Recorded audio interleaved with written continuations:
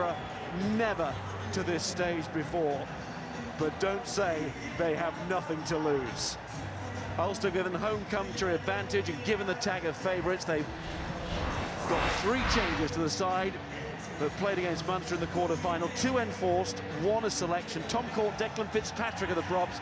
Fitzpatrick the man to take over from the suspended John Arfoa, having proved his fitness last week. Rory Best was rested for that game against Leinster, and he's the hooker. Johan Muller is the Ulster captain, of course. Dan Toohey, his partner at lock. Stephen Ferris, fully recovered from the ankle injury that threatened his quarter-final. But Chris Henry did not make it, having sprained his ankle last week. Willie Falloon comes in. Pedri Vandenberg, like Falloon, departing from the team at the end of the season, is number 8. Ruan Pienaar, another one of the influential Boks, at 9, and his presence a very important one today, as 20-year-old star of the future, Paddy Jackson, is given the chance to become the star of the day, preferred at fly half to Ian Humphreys. Paddy Wallace, fit and well after coming off against Leinster. He's with Darren Cave at centre. And Craig Gilroy, the quarter-final try-scoring hero, and Andrew Trimble, the wingers. Stephen Terblanche, at 37 years, is number 15. Edinburgh looked confident and relaxed at their run here yesterday, knowing that their European form with their full complement of players outside the international windows makes them a different proposition. Alan Jacobson, well, he's seen so much, been part of the Edinburgh story, but never part of this. His hard work rewarded with a shot at European glory. Jeff Cross too. Ross Ford completes an all-international front row. Young Grant Gilchrist has timed his run to the first team to perfection. He's in the second row with Sean Cox. Then this back row, which undoubtedly represents one of Edinburgh's routes to victory. David Denton and Ross Rennie, 2 stars of their national team. Annette Tale, one of the stars of this tournament this season. Mike Blair and Greg Laidlaw, the halfbacks, as the international theme continues at centre 2. Matt Scott has seized the opening in this side and is breaking into the Scotland team now. Nick DeLuca with him. Tim Visser is surely about to join the Scottish ranks. He qualifies this summer. Lee Jones already there. And Tom Brown at fullback. And he looks cut out to go to the top as well. 20,000 tickets were sold on the first day of sale for this match. 10,000 in the first hour. For Ulster, his brother David played such a big part here in the '99 final. Today, Ian Humphreys has to be content with the bench at the start. Paul Marshall through a fitness test. Stephen Turnbull, the big Edinburgh lock, back after injury. Stuart McAnally missing out, having strained his hamstring against Leinster 2 weeks ago, just down the road at the RDS. Well, the greater the expectation of victory come semi-final time, the bigger the fear of losing. It's not just Edinburgh, but a psychological challenge Ulster must overcome this afternoon. Form lines certainly favourite them, but if that fear of failure gets to them, Edinburgh possess the ability and the belief to produce a performance to eclipse their quarter-final conquest of Toulouse in Murrayfield. For Edinburgh, from that homeliest of home quarter-finals at Murrayfield to what will now feel like a step out onto foreign fields. Home country advantage at the semi-final stage is something that 2 teams have to face up to this weekend. It will be Leinster tomorrow. It is Edinburgh today. Ladies and gentlemen, raise your flags and your colours. Raise your voices for your team. ERC.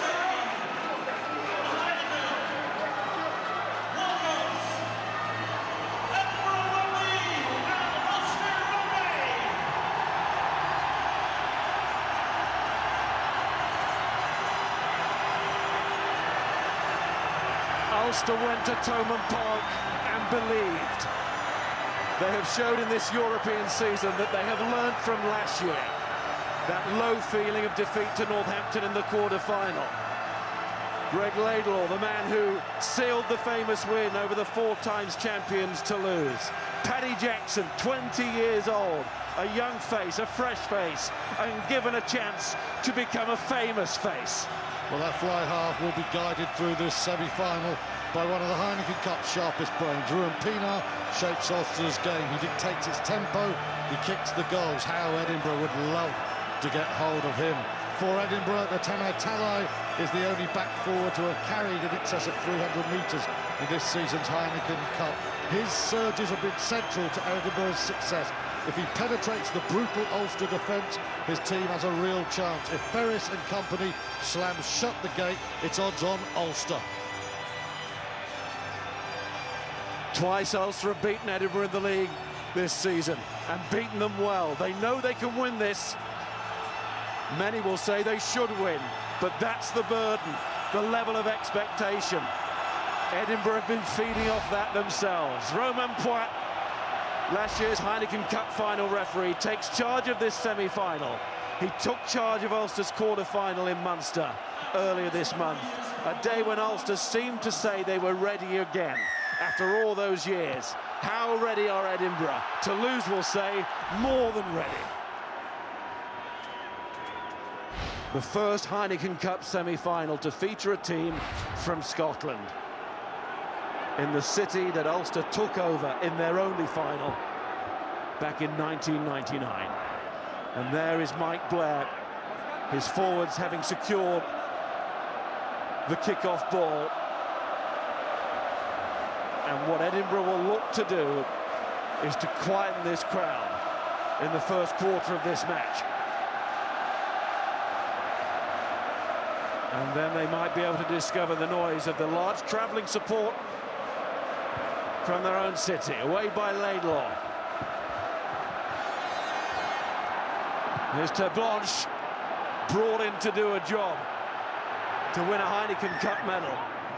Taken by Laidlaw, it's a good catch, called for the mark, and away quickly, but in comes Jackson with a tackle there. It comes to DeLuca, and he steps well,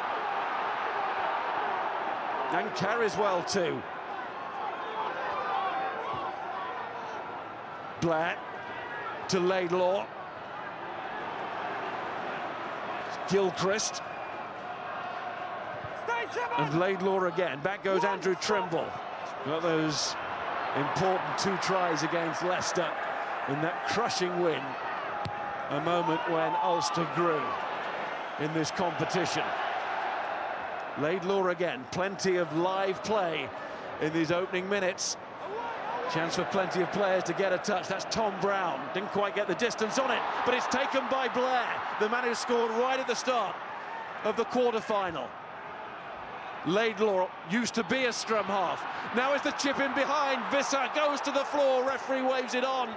Visser was chasing his own kick. Pienaar puts down, and it will be a 22-metre dropout. Visser doesn't like it. That's a really good start from Edinburgh. They've changed the point of attack. They've not just gone wide like Munster did. They've moved it all over the park, asking questions here. The dropout goes long, and Brown's in a good position. Stay in line. And Ulster responding by saying, you want pace? We'll look for some as well. Not hanging around on the restart. Stefan Terblanche, the South African international, will take his time here. He has a giant boot on him. There's a swirling wind out there. It's a strong wind too. Away. Visser tested out, finds Terblanche again. Here's young Jackson. He's been captain of the Ireland under-20 team. He's a mature young man, and he'll need all of that maturity today. With the feet, play on. Pienaar to his fly half. There's his captain Muller. Got his first ever try for Ulster last week. Only Release just wide. getting the ball down against Leinster. Both of these sides have been beaten by Leinster since the quarter-finals. Ball knocked on.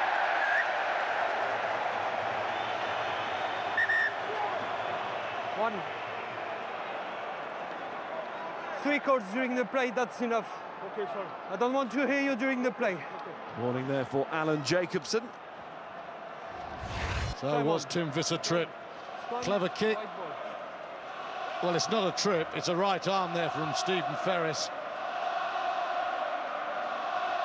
No trip, there's a slight push. But what does he do? Going across at that pace, you can't just pull on the anchors. Ferris was very keen to let Romain Poit know, though, that it was accidental. There would have been a moment's panic in the ranks. Really good start from Edinburgh. Turning over Johan Muller, Laidlaw stepping into scrum half. Real fluidity in the early minutes from the Scottish team. Pause, engage. Romain Pienaar, one of the contingent from South Africa, played here for his country a couple of years ago. That scrum has gone down. Now remember, Declan Fitzpatrick wearing 3 there. The tight head has come into the side for the suspended John Arfoa.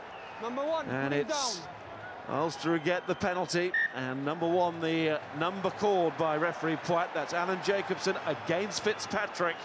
And that's a good start for the Ulster prop and the Ulster pack in general. Well, they felt that John Arfoa was going to be missed most for his contribution, tackling and carrying in the loose. Fitzpatrick's come in and he's very pleased with that. It's a penalty to Ulster, but kicking today is going to be treacherous. In the middle of this pitch, it's almost a swirl. It's a northeasterly. It's coming in from the sea, and it comes over the swirl of this modern stadium stand. It's coming from the direction of the score box, about 60 metres back from where Pienaar is now. Pienaar's distance kicking was such a feature of that quarter-final. It settled any Ulster nerves, gave them the belief.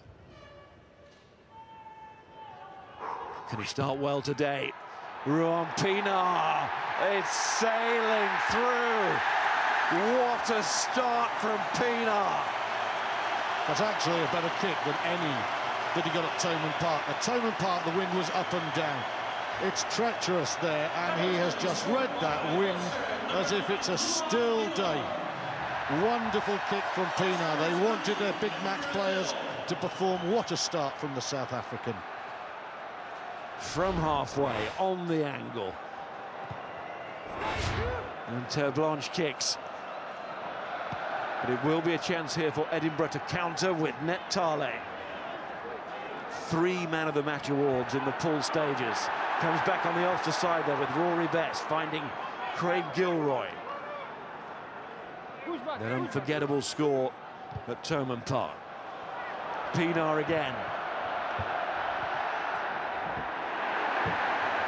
Take from Brown was a good one, and he got support from his colleagues up front. And here's one of the forwards going wide, Denton. Finding Nick DeLuca, 33 caps for his country, so plenty of experience alongside young Matt Scott, who's come through so well for Edinburgh this season, with injury to the likes of James King, Ben Cairns as well.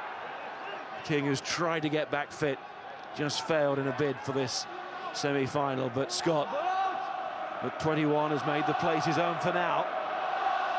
Over halfway go the Scots. Tale finds Jacobson. Jacobson always up for a run, up for an offload. Held on to it for a while, did well.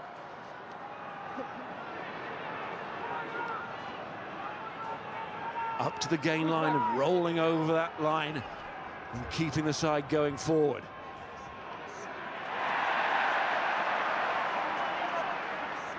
On the line too. Edinburgh set again.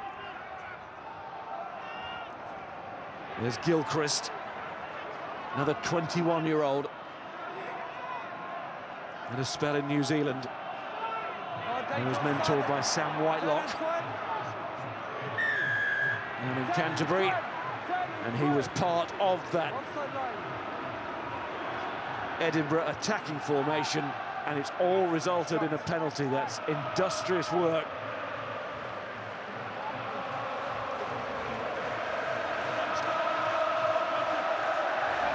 So often, you know, Munster went wide very early, but in this instance, Edinburgh, they're attacking back. There's no Henry, there's no Afoa.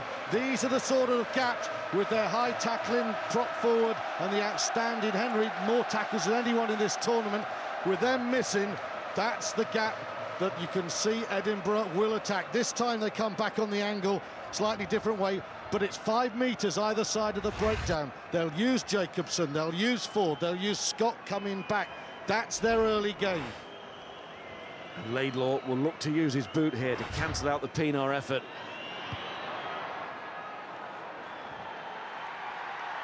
And that's exactly what he has done. What an impressive start from both kickers now in this season of first for Edinburgh Rugby. First time they've topped a pool, first home quarter-final, first semi. Will it be a first final? Long way to go, but they've made a very encouraging start. You know, I was watching Gregor Laidlaw playing touch rugby yesterday, and he's such a nice footballer. He's to the manner born in this semi-final. He's slotting in when Blair's not there as scrum half. He's kicking beautifully. It's a lovely strike there. He's a very good player. Good catch there on the restart from Sean Cox, who's given genuine bite to this Edinburgh second row. That's come off to Blanche, I think, but the referee, with it coming back on the Edinburgh side, is going to keep his eye on the ball. And a chance for Edinburgh to launch. I don't think it was an advantage in the end, but it doesn't really matter. As Jackson looks to use the wind to test out his opposite number, Laidlaw, who's doing the same. There's a swirl on that ball, and Trimble steadies himself, makes a catch, and he catches a good catch today. That's Ferris back to Trimble. Good work there between the two Irish internationals. Pienaar to Jackson. Fitzpatrick trying to get into position, and he'll help there. The prop is done well. Not the youngest, 27 years of age, but Ulster go to ground. And we've seen what Laidlaw can do. Not just in this game either. Well, we expected a battle in this game. We're getting one, but, you know, I was looking at these teams and I'm thinking, what's the key individual battle? And I'm thinking Ferris's power against Denton, but it's not just power. Denton, not for the first time, 5 minutes or so, draws two defenders, lovely offload, and then Stephen Ferris, a force of nature at Munster. Delicate little touch there. Tremendous stuff from two sixes who have been sensational this season. Two men who will surely be at the forefront of the Lions picture. Miles, the back row selection for the Lions a year from now is going to be spectacularly difficult. Plane won't be big enough.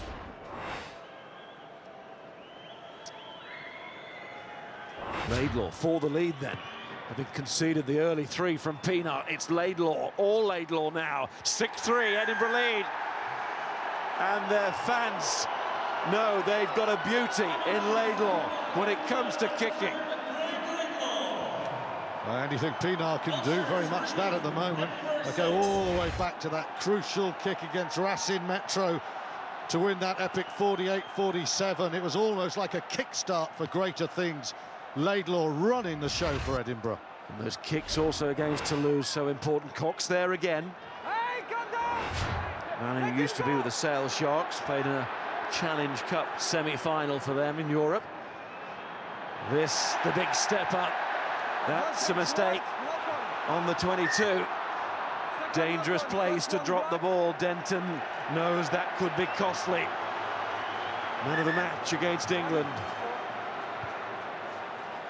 The third time Edinburgh have made that play across the width of the field, taking contact midfield and then trying to go. One word, look after the ball, just about the ball, okay?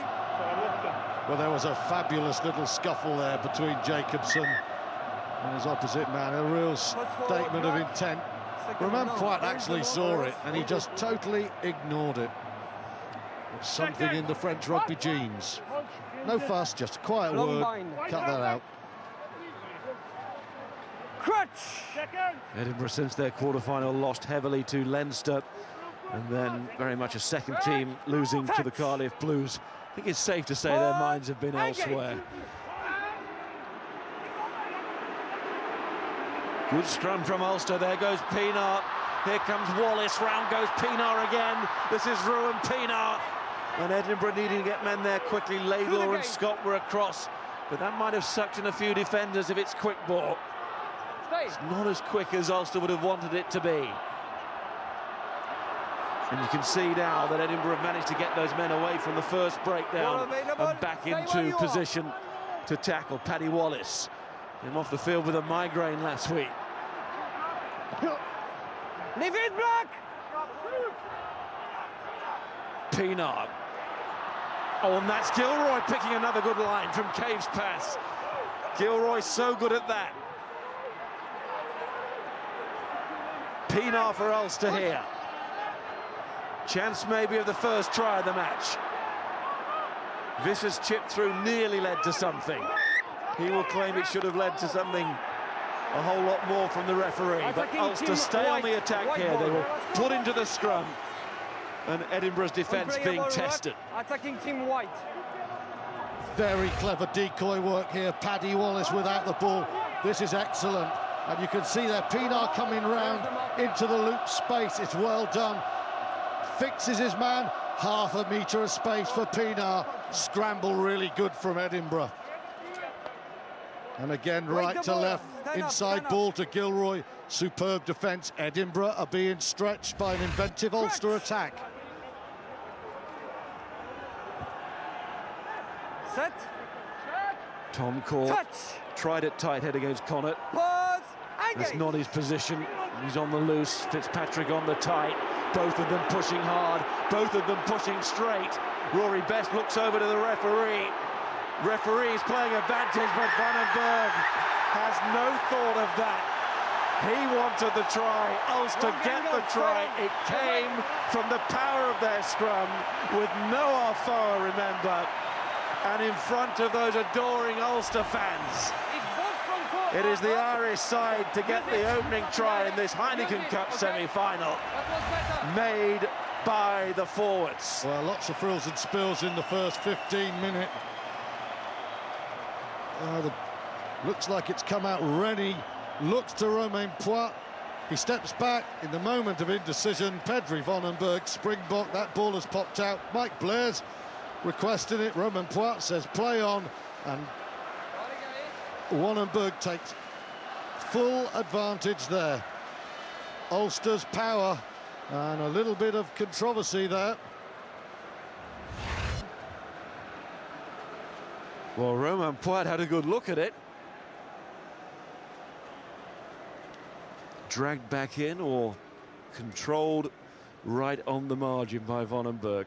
That's the debate. But what you can't debate now is that it's on the scoreboard. And Pienaar has a chance to increase the Ulster lead. And they'll drink to that. Romain Poit, the man to make this call. Mike Blair thought it had come out of the scrum. Out or not, it's a worrying sign for Edinburgh. There's real creakage going on there. Arfoa is not being missed in the set piece. Ulster establishing dominance from the scrum. All their 10 points have come from pushover scrum, penalty from the scrum. Ulster's 8 in control. There are a couple of scrums that Toulouse managed to produce that really pushed Edinburgh hard, but they managed to come back in that game. They'll have to do it again. But Ulster have got the bit between the teeth here. Wonderful box kick from Ruan Pienaar. Here's Cave, took it in the end to Blanche. Visser gets a boot in, bounces around, picked up by Ross Ford. There's a line, of course, last time around. Laidlaw, that's come shooting back off Tui. Mike Blair needs to get away from Tui and does. Gets the support from his half-back partner, Greg Laidlaw. Push back. Step. He's in. Because of those 2 Laidlaw penalties, that try from Vandenberg and conversion, not causing too much damage for Edinburgh. Still just 4 points between the 2 teams, but it's the kind of lift that it will give Ulster, and what they know they can do up front, and the worries and the concerns it will therefore give Edinburgh. And here's Pienaar, and you can see the confidence here in the Ulster game. It's Rory Best from Terblanche pass. Pienaar quite happy to go in there and get it out quickly to Jackson. That's what his side want. All the white shirts were to the right. A little bit surprising maybe that that ball was kicked away, but it's going to come back. Wallace. Now that is a good kick over the head of Lee Jones. And exactly the sort of territory that Ulster want to back up this spell. Well, we talked about Pienaar being inside young Paddy Jackson. He's got a very experienced inside centre in Paddy Wallace. Played a lot of rugby at 10s, got good vision, great field awareness now. Ulster starting to crank it up a little bit at the moment. That's a lovely kick. Jones is a little bit flat there. He offered too much space, fully exploited. Here's forward, big line out this one. He goes to Cox, and then the charge down. Comes back in midfield. Fell to Falloon. Pienaar with the charge down. And here he is with the pass. Out to Jackson. Here's Wallace. There is space in front of Paddy Wallace. He's playing really well at the moment. He's got bags of experience. And here's young Cave. Oh, through the hands of Ferris. Jones almost got a boot in there to hack it downfield, but not. Pienaar to Falloon, the man who's coming to the side for the injured Chris Henry. Jackson made a very composed start, and here he is again, Paddy Jackson. Wallace, space there last time, not so much this time.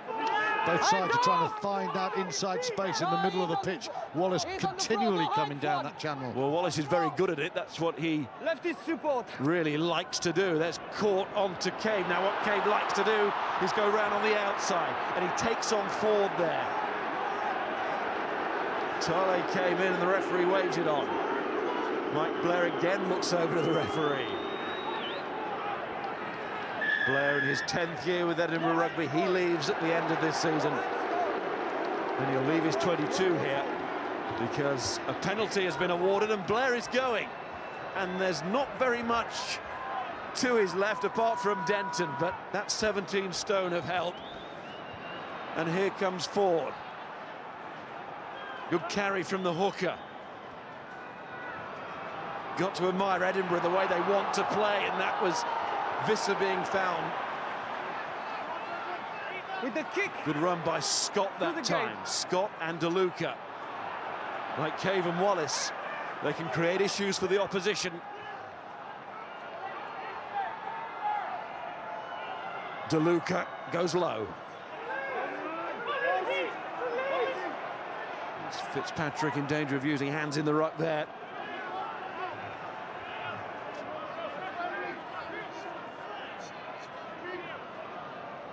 And having been looking for speed on the game, Blair now quite happy to slow it down until Cross is ready. Laidlaw, in comes Vandenberg. Denton's done really well to get that onto Brown, and Brown is looking to sidestep his way up from fullback. Man who's preferred again to Chris Patterson. Experience rejected there with Brown's form. Jeff Cross. They've weathered that Ulster storm and building an attack of their own here, Edinburgh. Laidlaw. Blair, Jacobson, good offload again. Rennie, passing is excellent. Cross. Edinburgh's offload at their best. That's how they look to play. That's when they are at their best, as you say.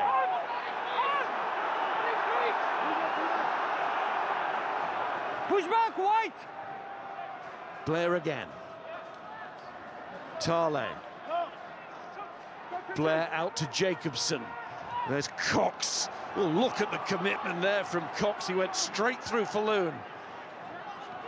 Laidlaw, that's a good line from the ever-dangerous Visser. The man who just can't stop scoring whatever the competition. And he will surely take that into international rugby. Lee Jones. In goes Cox again. The man who gave the real momentum to this move. Picked up well by Rennie.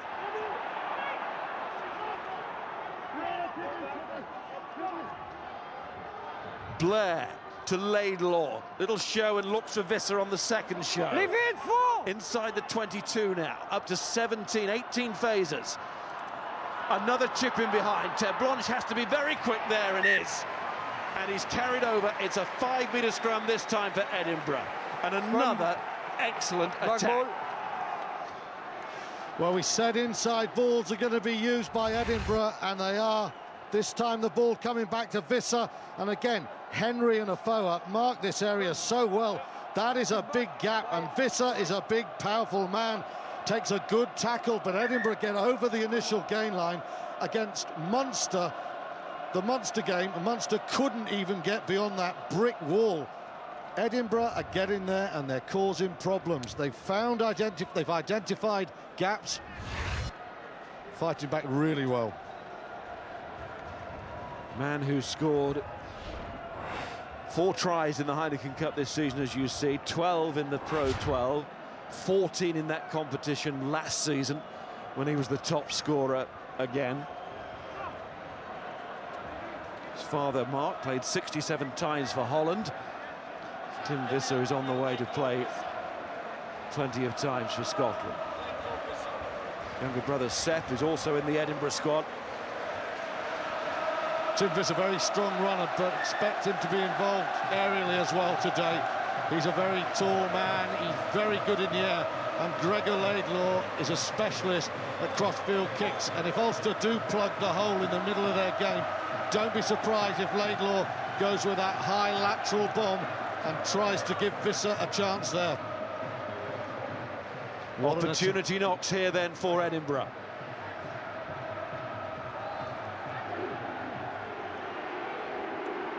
Tale. Different sort of attack as they look to use the backs, and Jones is one of them. Where Ulster went for the pushover, and Vonenberg's trying. It's Edinburgh out the back quickly and go, but it's gone through the middle too quickly for them, for their liking, and Pienaar clears, and the cheers come. And this overwhelming support of Ulster fans who really did find their voices for that 5-metre scrum to give encouragement to their team. Well, Pienaar identifies the swirl and he makes 50 metres. It's a reach for the line. Edinburgh claiming the ball came back illegally. It didn't. It was a lunge. It was perhaps slightly impatient. That really was the sweet jar moment, wasn't it? A loss for Edinburgh there. They're looking very impressive, you know. They're keeping the pace of this game alive. They're offloading well. They're identifying gaps. Denton wins the line out. And there's Scott. Made his international debut on this ground not so long ago when he came on as a replacement. There's Brown. Missed out cross and given to Gilchrist. Cox, well, I'm not sure Laidlaw was quite ready for that. It's gone backwards, the call from the referee. And you can hear what the Ulster fans think of that. I think the call came from Monsieur Gazer on the far side. Eventually Edinburgh settled this time for the line out. So was it a knock-on? It was a poor pass from Cox. I don't think it is. I think he's right. Very different contest. Last time we were here for a Heineken Cup game. Last Heineken game here, we saw a 40-minute exhibition from Leinster, who play Clermont tomorrow. Today, we don't have an exhibition, but we have an exhilarating contest. It has been a contrasting and fascinating first 25. 2 meters. Super game of rugby. Don't often say that in semi-finals. Pienaar just away there from Mike Blair. And Visser. Brown gathers himself and again doesn't quite get the distance downfield. He gets plenty of height and that saved him. And Tala, who so often has saved Edinburgh in this season's competition. They've lived right on the edge, but they've learnt to win games right at the death. And that grows belief as well. And this cross, Jeff Cross. Step. Blair. Laidlaw makes no mistake with that catch. Toller. Oh, Trimble was on him. There's Visser. Vandenberg comes through. Plenty of big, heavy tacklers there from Ulster. Referee's holding out a flag here. There's Jerome Garces on this side. Referee's seen it. So that is some foul play against Ulster. It might have been Terre Blanche. There's Blair. And Visser's very tall. And in the end, he wasn't challenged. He was able to take the ball towards the grass and not pluck it out the sky. And there's Jacobson. And here's Laidlaw.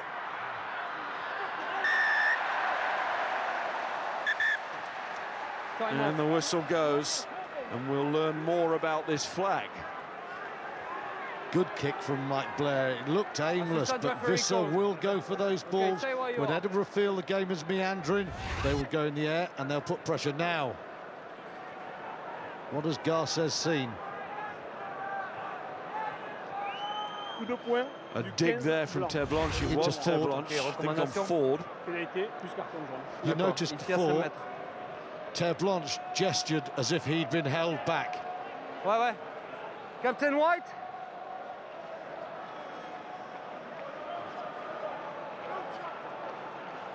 Call you a fullback. Call you a fullback. Yeah. Johan Muller has to call over Stefan Terre Blanche. Ford's left arm is around him. Oh, it's not much around him. That's a dig from Terre Blanche, and that is a penalty. Punch. Yeah. It's more. It's 10 minutes in the sin bin. Puts a whole new slant on it. And if you do that and you get spotted, you're asking for not just the penalty, but something more. Stefan Terre Blanche didn't think it was up to much, but the official sees. Well, I got it. Ross Ford has got his hand rested on his shoulder, but that is not a cynical professional foul, and I think the French combination of officials have got that right. And one man extra, Laidlaw doesn't go for 3 points, they go for more. Well, you're laying yourself bare, but I think Ford there landed his man. Stay here. More than Terre Blanche landing a punch. Ford throws in. Edinburgh with an extra man. Crucial 10 minutes then. It was always going to be up until half-time, but even more so now with a man advantage. And Edinburgh have the game that can stretch a team, and without a fullback, Ulster will be worried here. Good pass there from Blair. Visser again. They need to get him involved in everything, and certainly during this 10-minute period. Good offloading once more from Blair to Jacobson. Get in there, says Blair. We want this ball, we want it quickly, and we want to make sure we leave the 22 with some points. Laidlaw. Scott. It's an inside ball every time. Cries a forward pass, I think, from some of the Ulster fans, but again, the referee was happy with it, happy to let it develop, and what Edinburgh are developing here is a possible scoring moment. Blair now that close to the line, gets it out to Laidlaw. De Lucas calling on this side, and he's up against a forward too. Trimble's trying to get across and does. For now it stays tight, stays short, and it's gone forward, and Ulster, without their full-back, defend well. Needed that, because at the moment, 15 or 14 men, Edinburgh's offloading game, and the cleverness of their inside passes is putting Ulster under pressure. As we saw at Thomond, they can absorb vast amounts of pressure. They haven't conceded a try yet, but unlike Munster, Edinburgh are trying to keep this ball on the march. Again, it's Talley with an error, tantalisingly close to the try line. But I think Michael Bradley set out his team with a very smart plan here. They're not just playing to Ulster's powerful defence. They're asking questions, they're moving it quickly, and it's making it such an exciting first half. Well, the Bradley plan worked against Toulouse.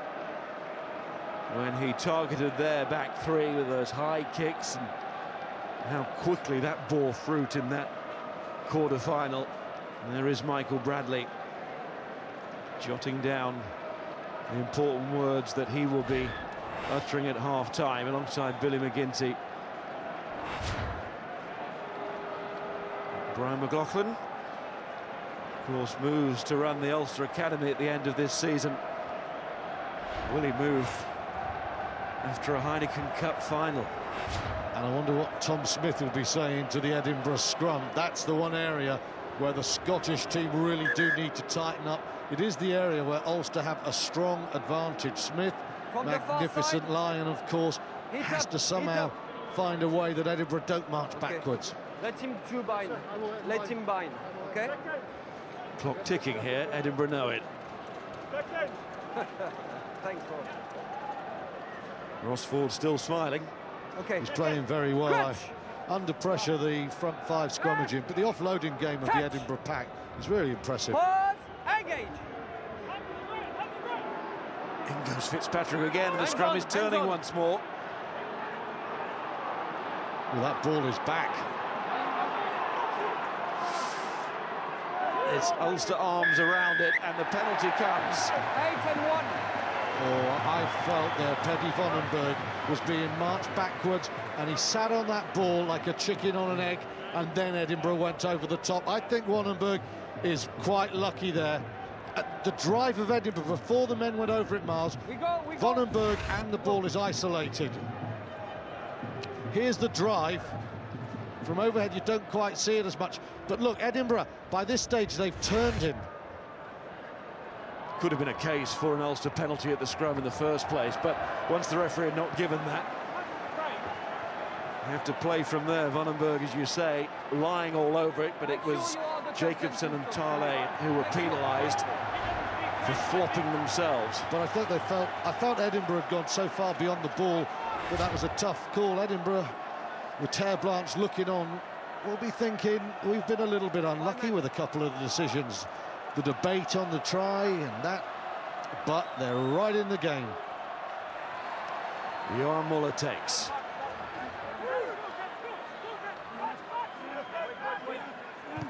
Pienaar. It was meant for Gilroy. The left winger had a long way to come in field for that one. And here's Laidlaw. Nick DeLuca. Brilliant. Mike Blair again. Mike Blair going with pace. Rossford, lovely ball to Scott. Oh, he's gone behind Laidlaw, and he had men outside to the left. Brown was waiting. Visser was waiting. Just can't find the finishing touch here, Edinburgh. They are creating moments of great potential. Can they finish them? Once more, it's Visser. And it's a forward pass. Too many nearlies here for Edinburgh. And they've gone through the midway point of the sin bin period. Well, really, this was a chance. Blair reads it. Ulster's defence, nothing like it was previously. And Blair, he could see this, and he's through. Look at this. Man looking the wrong way. There's the hole. Mike Blair straight through there. You're quite right, Miles. The final pass, the final moment isn't working, but Edinburgh are opening up Ulster in a way we just didn't see in the quarter-final. I think we saw from that replay as well, Ulster were getting men across when there was a chance when the ball went behind Laidlaw, but just think how stretched they would have been. Well, Miles, the other point is, why are Ulster stretched? It's because Edinburgh are not accepting that the opposition set their defensive line and they go again. This is very quick ball, and they're moving it whilst Ulster are going backwards, and it's discombobulating them. The one thing that's not working for Edinburgh is the bottom line there. 4 visits to Ulster's 22, no points. They have had the balance of power to just about be in the lead here, and they may rue that, but right now, are they in this semi? Pause, engage. It was Edinburgh who suffered first half sin bins against Toulouse. Have managed to live to tell the tale. And there's an irony for Edinburgh as a loss of binding at the scrum. Tarley, the man, leads to the penalty. Edinburgh might say, well, keep a closer on the ball being in the scrum and coming out.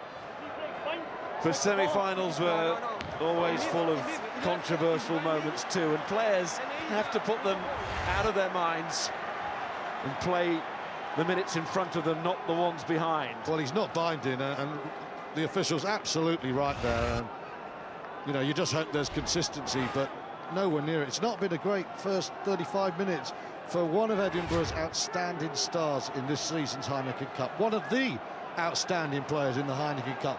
He's got a little bit of white line fever twice. That was very loose.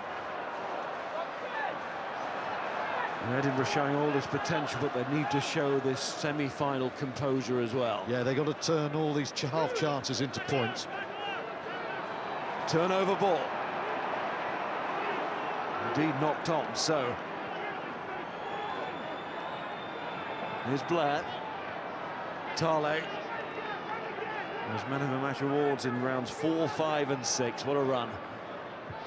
Laidlaw, crossfield, looking for Jones.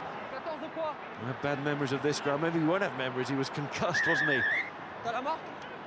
In the Six Nations, and it's offside. It was Jones who was just in front of the kicker there, and that could be costly. Well, you look at the yellow clock counted down, 1 minute 36. It's been 0-0 while Terre Blanche has been on the bench and top of the screen. That's just, is your man Jones offside? Well, yes, he is. He's a metre off, and if you just look up from the winger, the assistant referee is a metre from him, and he's called it beautifully. Off by a stride. That's what cost Lee Jones there. And Pienaar, with just over a minute left on the sin bin, will take time for a drink. Remember, the player gets 60 seconds, and he will use every one of them. And psychologically, to end the sin bin period with the advantage during that period, and of course overall as well. And what a way for Ulster to go to half-time. But Edinburgh firing enough warning shots if they can just piece together the last bit of the jigsaw. They're still in this.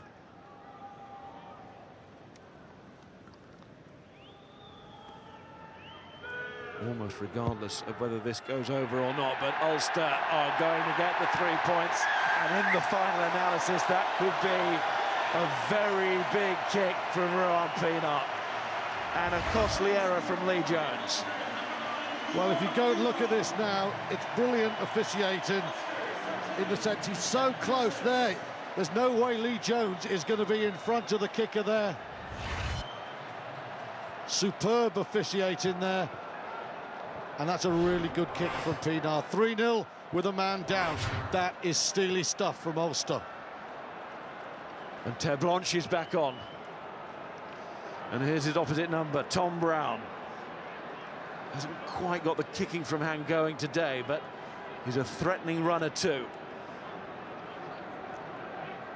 And that's what Edinburgh are looking to do most of all. Threat coming from their running play. Laidlaw. He does use his boot there, but that's to make Terre Blanche hurry across. He's out of the sin bin and he's back in touch. Once again, it will be an Edinburgh line-out. Stuart. Once again, Terre Blanche comes back on the pitch, and his positional play is so good. He's a very understated player. Doesn't play with the speed of legs, it's the speed of brain there. Laidlaw trying to move him around. Last chance for Edinburgh. They will feel they played well in the first half, but they will be frustrated with this scoreboard. Lost their last 6 games against Irish provinces and on their last 12 visits to Ireland. Can they change that today? Bouncing for Rennie in the end. Couldn't make it when it went high, but then it came to him. And here's Edinburgh's latest chance, just before half-time. Tarley to Laidlaw. Chance to go wide maybe, but they bring it back with Denton. Blair out of his hand, and the referee holds out an arm, and he's going to give the penalty for it. Well, it must be yellow there. Jacobson Surely. wants it. if you've slapped a ball down 8 metres out from the try line there and it's quick ball, What's your decision? well, that's surprising. Now it's going to be the last play of the half, so Gregor Laidlaw has to take 3 points to get it back to 13-9. The scoreboard probably isn't a reflection of the imagination of Edinburgh, but they haven't been accurate enough. He's off his round. That's a penalty. That's a yellow card. But just to finish the summary of that first half, Ulster have shown the power in the scrum. They've shown some fine defence, but Edinburgh have a game plan to stretch them and sometimes to stretch them beyond breaking point. They have to get their accuracy. If they do that, we have an incredibly tight second half. Ulster, the favourites, lead, but Edinburgh right in this game.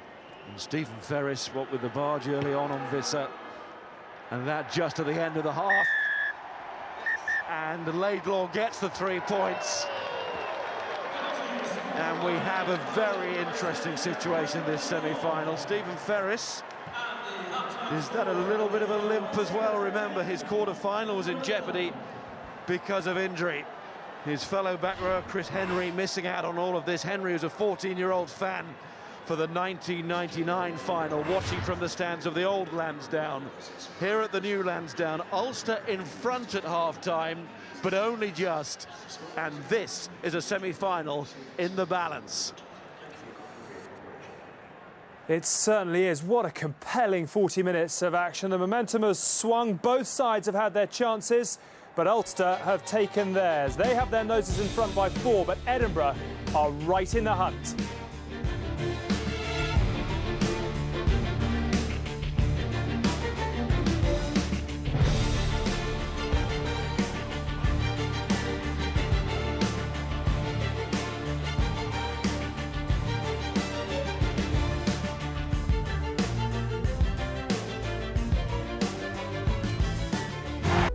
And what a first 40 minutes we've had here in the sunshine at the Aviva Stadium. A lot of wind as well. Ulster have had the benefit of it, and it has helped them to a 4-point lead. They've had one big chance, and they've taken it. Petri Vandenberg crashing over off the back of a scrum. Edinburgh have had chances, but haven't been nearly ruthless enough in the red zone. But Greg Laidlaw's boot has kept them right in it as well. It's been a battle of power against pace, the tight against tempo, and at the moment it's Ulster ahead by 4. They will be absolutely delighted that that's where they sit, but they won't be hugely pleased with the way that they've got there. That hasn't been their finest 40 minutes in this year's Heineken Cup, has it? I think they'll be hugely relieved to get in at half-time just to take stock and take a breather. Edinburgh have played really well. Within 2 minutes, they set their stall out. They got the game fast, frenetic, completely unstructured. The offloading game's working for them. 50-50s. They've gone for this game, and they've totally disrupted the Ulster's defensive organisation. And I suppose a combination of their own mistakes and also Ulster being very lucky at times in writing the referee's decisions. You know, this scoreline could be a lot different. Are Edinburgh sitting in the changing room thinking, we're in this, we're playing exactly the way we should, or are they sitting in there thinking, we've had chances we haven't taken? Without any shadow of doubt. They're sitting there thinking, more of the same, and let's make the scores. Enthralling rugby, exciting rugby, ambitious rugby. It's absolutely tremendous, and that's giving the team the confidence. Where they've lacked, as that Stuart Barnes was saying, is the accuracy. And with the accuracy, that will come. And if they can get over the try line, suddenly if Edinburgh had scored there at the end of the second half, they would have gone in ahead of Ulster. Ulster should be worried, and quite rightly so. But what I was a little bit concerned was in the tight and in the scrum, because Ulster were beginning an ascendancy there. Huffing and puffing a bit, Ulster at times, limping as well. Yeah, but what a start. Fitzpatrick, we talked about him before the game. John Afoa missing, what a difference we felt it would make. Fitzpatrick, first scrum, penalty, bang, it goes over from Pienaar. Then the restart error, Scotland's nightmare in the Six Nations. Edinburgh's shocker there, from that came the territory, the power. I'm sorry, the ball is out there. Rennie can go for that. Bad decision by the referee. And from it, Vandenberg crashes over. However, you can't deny the ball may pop out. What we're talking about here is the scrum power that Fitzpatrick's brought. A lucky bobble, and they found that put them 10-3 in front, didn't it? 10-6 in front. Yeah. Absolutely, Ulster absolutely taking their chances. We've been talking about Edinburgh's tempo, though. They've got to keep going, haven't they? They've got to keep the offloading game at its best. 14 offloads in the first half. Yeah, you also know how Visser comes in off Laidlaw as well. He does so well, but the carrying from Denton has been absolutely crucial. There has been a confidence in the way that Edinburgh go about from 1 to 15, whether it be Alan Jacobson, whether it be Sean Cox, whether it be anybody in that team. And Blair is sniping round the sides. He's finding lots of gaps. Laidlaw again looking for Visser. If they can just be patient and get over that line, the tries will begin to come. And they're pulling the Ulster defence all over the pitch. I haven't seen as many slipped tackles from Ulster for a long time. So that means Edinburgh getting across the gain line, getting the ball recycled quickly, and it's just, I mean, Ulster's scramble defence has been excellent, actually, and that's been the one thing that's kept them in this first half. But Edinburgh, you've got to say, have absolutely turned up here, playing Edinburgh's style of rugby, and have not allowed Ulster to get any sort of control in the game. Totally different game, this one, to the quarter-final at home. And you're going to have a little look at how, I mean, Ulster in front, but clinging on a bit. Picking up what Tyrone's saying, the Ulster defence kept them in. They won it, that period with 14 men. They won it 3-0, did it? I want to pick out Ferris here. It's a scrum. He's a blindside flanker. Where does he go? He's going open side. He's saying, I'm the big man, I'm the tackler, and I'm going to get out there and I'm going to cover my young fly halves inside shoulder because I know that's what they're going to do and attack. And it's exactly where Edinburgh go. They're going to get this man here, Jones, attacking in this space here. That's where they want to go. And guess where Ferris is going to get to? Pienaar wants to get to Jackson to help him out. And as you can see, they get sucked in. Little two men in there. Jones, he's in there. It's a try. It's a try for all the money in the world. But Ferris has said, I'm playing open side. I'm going to get across and make that tackle. I haven't got time to show you the Pienaar one. Same thing, though. He's jumping out the line. He forces Edinburgh back inside. Chances not being able to be taken. Very quickly, no Henry, of course, coming into this one. Ferris limping off. They need him back out there for the second half, don't they? Ferris was on a leg and a half at Thomond Park. I think while he can walk, he will want to play.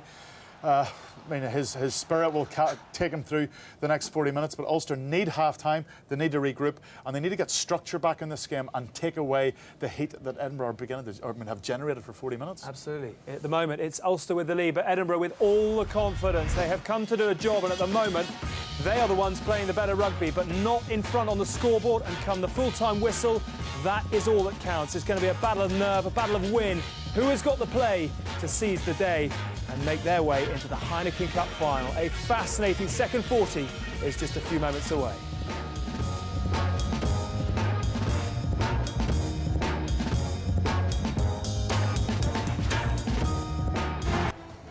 Just to let you know, if you weren't with us earlier on this afternoon, that Biarritz have breezed past Brive, and they have taken their place in the Amlin Challenge Cup final for this year, where they will play Toulon on Friday, the 18th of May.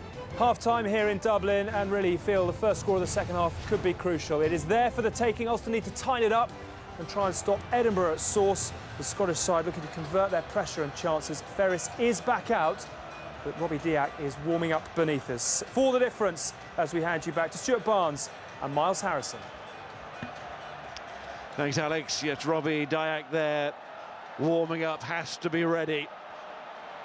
The South African, Stephen Ferris. Well, if there's any chance he will stay on that field, of course he will. We saw his bravery again in the quarter-final, but also, if his presence starts to hinder in any way, then hard decisions have to be made. Edinburgh start this second half. A superb take from Pedri Vonenberg there. The man who scored the only try of the match so far, and that was shrouded in controversy. And the more you see it, the more it looks like it came out of that scrum, as Will was correctly saying at half-time. That's gone forward, and Edinburgh have to eliminate those errors. There are far too many for their own liking in the first half, as well as they did play in other aspects. There's that take from Vonenberg. Yeah, well, this is good South African stuff, isn't it? The technique of Pedri Vonenberg, straight off the high veld of Pretoria there, where he used to play for the Bulls. And the box kick from Pienaar was excellent. Edinburgh's errors, not so much those hand-in box kicks that are that good, but the ones that were in their own hands when they had real opportunities. I think that was really good play by the South African 8 and 9, and that almost forced the error there. There's the knock-ons that Edinburgh have to eliminate, especially anything inside the opposition 22. There's to Blanche, who spent 10 minutes in the sin bin in the first half. And Ferris has been strapped up, you can see now on both sides. And there's Willie Falloon, the man who came on for Chris Henry, who's out with an ankle injury out of this semi-final. That's Paddy Wallace, and that is good running from Paddy Wallace again. Pienaar, Tom Court. And even though Ulster have the lead, they almost need a settling score first at the start of this second half. There's Jackson, fires it, a good flat pass to Gilroy. Jackson, who did nothing wrong in that first half, be looking to do an awful lot right in this second half too. Oh, Edinburgh have turned it. Brilliant. Stay where you are. Good effort there from the Edinburgh forwards. And Blair, who had a super first period, he really did. There is Mike Blair. Push back. Ball in, ball in. And again, Hey, 6. this will be Gilroy's. It's away from Jones, and now it's Gilroy's turn to offer up the ball. It's well taken by Cox. Comes off Jackson's hand and hands it away again from Ulster. There must have been a knock-on eventually, and it was. And the referee comes over a little bit for the first knock-on. Two very important slap downs there from Ulster. Gilroy getting hunted down, loses control of the ball, and Ulster are really stretched. They've got tight to the ball. Jackson does well initially, it goes forward there. Then you can see Ferris doing the starfish, and that just about saves them, because there was real space there, and if you give Visser space, he will hurt you.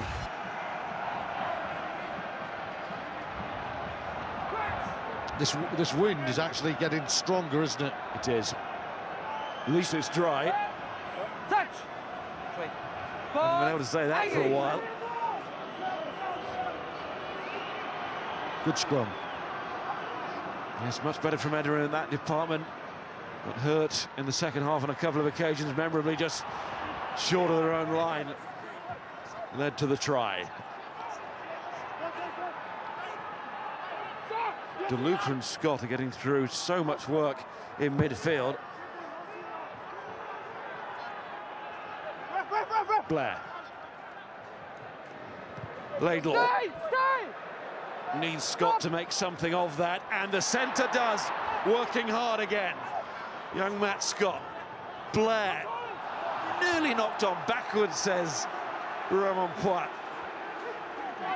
And again, we hear what the crowd think about it, and now they'll really turn on the referee as he indicates that a penalty is coming Edinburgh's way. But Denton goes in, and now it's Laidlaw, and that's a good line, but it didn't last for long. Number 2. Crunch. 2 white. So the penalty has gone against Rory Best. No. Oh, Muller. Number 2 What a white. hit. Put the score. If ever you wanted to see what the Heineken Cup means, here it is. Oh, that is a sensational tackle on Scott, and Scott's running really good angles along with Nick DeLuca. Chance to see Brown here. Tom Brown picks a lovely angle. Just watch the way he just moves here and then into this hole. Bang, that's what he's trying to do. Find the gap. DeLuca's fixing one man. There he comes late. It's a fine tackle there from the drifting Ulster defence. But questions being posed, and at the moment Ulster just about have the answers. Here's Laidlaw just before half-time and just after half-time as well. And both kickers continue to produce under semi-final pressure here. Laidlaw once more, and the gap now is just 1 point. Well, it's sensational goal kicking. You have the pressure of a Heineken Cup semi-final occasion. You have the swirl of this northeasterly. It's brilliant goal kicking. Oh, what about that from Cox? Once more, he's been excellent in the loose, barreling forward. Awkward angular man to try and tackle, and also his work on the restarts. hanging up in the air, in this windy air here. That's out on the full, so Blanche will have a little sprint down the touchline to see if there's the possibility of a quick one. He's got to follow the assistant though, and in the end, Best says, give it to me. That's one of the first really poor kicks by either set of halfbacks, but there's nothing poor about that. That is magnificent athleticism there, and also the lift. Jacobson and Jeff Cross, textbook stuff there, but it was a really poor kick. Now it comes from Muller. Pienaar to Jackson to Wallace. Good pass again from Wallace, then it's Cave, and Trimble can't take. Trimble was bursting onto it, but the delivery was not there. So advantage played. Lee Jones comes in to act as scrum half. Gets it back, Laidlaw to Jacobson. And clearly no advantage, as Edinburgh were getting a little bit stuck inside their 22. So for the knock-on, we go for the scrum. Trimble unable to show his danger there. Well, this is really good running lines. This time, Ulster sending the men in there. They create the space, but the pass off the left hand from Cave is not good enough. But you can see the breeze as well. It really is doing things with the ball, but he's under pressure there. That's got to be perfect. And you do accept as well, I think Andrew Trimble perhaps could have come off his wing a little bit to make the pass a bit easier there. It was well worked though, lovely decoy work from Ulster's midfield. Of course, Clement and Leinster watching this, they can hardly relax and watch. Not so much to prepare for and think about their semi-final tomorrow, but it is very watchable as semi-finals go. This is an excellent game of rugby, and now Edinburgh are starting to get the decisions at the scrum as well, not just the parity, but the call from the referee. And Romain Poit, widely regarded as one of the best scrum referees in the world. The crowd didn't like it, Ulster didn't like it, and now suddenly from 13-6 it's 13-12. Shoulders dipping below the hips there. I think that's Peter Jacobson and Rory Best, all that experience. He'll be talking to Romain Poit and say, watch out for Edinburgh. The underdogs have a bite today, and Ulster, it's what you wanted in a semi. The favourites are going to have to play their way to victory. They're not going to get an easy gimme. It's Alan Chunk Jacobson getting back into it with Jeff Cross and Ross Ford. They're all international players, and we saw it there. Rennie too, but he lost that one. Down goes Court, gets it back. That's gone forward off a boot, but it will be back for the initial knock-on. Stephen Ferris seems to be okay, moving around pretty freely, considering the way he left the field for half-time. Player of the Year nominee in Ireland could have based that purely on his quarter-final performance. Pure will. It's amazing what 10-15 minutes in a dressing room can do. A bit of willpower, a bit of medical aid. It's the Heineken Cup semi-final. Steve Ferris ain't going anywhere. He started the tournament man of the match in round one against Clement. There goes Pienaar to the blind side. Got away from Denton, and Pienaar trying to get around Visser, but Visser's running a line to give space to Tom Brown, but Pienaar got his man. That is brilliant play from the South African scrum half, the kind of play that can turn a semi-final a side's way. He took it upon himself, the responsibility, and he's made so much ground there. Well, what's brilliant about that, Ruan Pienaar in the Heineken Cup, he runs once a game, and what Edinburgh are thinking is, well, Pienaar is not a running threat, he's a kick-in threat and a passing threat. Brilliant decision there, and he snags his man. It's not quite a Peter Stringer moment, but it was something similar, the element of surprise. Best throws, up goes Muller, the captain. Listen to the cries from the Ulster fans as Best has it now. Gets the ball back to Pienaar, Jackson into midfield, and Wallace. These are very important moments now, and it's going to be a penalty for Ulster, as Edinburgh look to stay as cool and as calm as they can. I don't know, it's a Heineken Cup semi-final. I'm slightly surprised because Pienaar's boot is so magnificent, even from 5 metres from the touchline. You say that, 16-12. big decision. Well, it is, because if you look at the old, as we call them, the 7-point calls, the vast majority do not result in tries. Johan Muller has got to make this one work. Maybe they thought they got it going last time and then the ball was dislodged and they can get it going straight away again to produce a try. Ulster feel they're in the ascendancy here and they look to show it again with Vandenberg. He nearly got there. It goes to the corner. Tui is there and holding on to that ball, but the referee's got a cross to give the put into the scrum. Well, we talked about Ulster's scramble defence. Tyrone was saying how good it was in the first half, but that's a splendid tackle from Nat Talai there. That was an all-encompassing hit because Tui travels at pace. He's a big man, he's got a stretch. Watch this now from Talai. He looked shocked, doesn't he, Tui, that he was stopped. This is just a wonderful tackle. Boom! That just stops him dead. When Tui got that ball, and you could tell from his reaction when he got up off the floor that he thought he was going to score. He did not take into account the contribution of that man, the Edinburgh number 8. Well, what he saw was Mike Blair, and Tui's thinking, I am going to barrel straight over you, Blair, and then the giant Edinburgh number 8, the big Fijian, comes in. But Ulster now, they have their moment.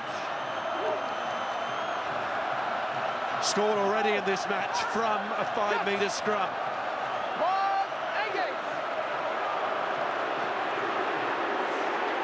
Vandenberg perhaps looking for another.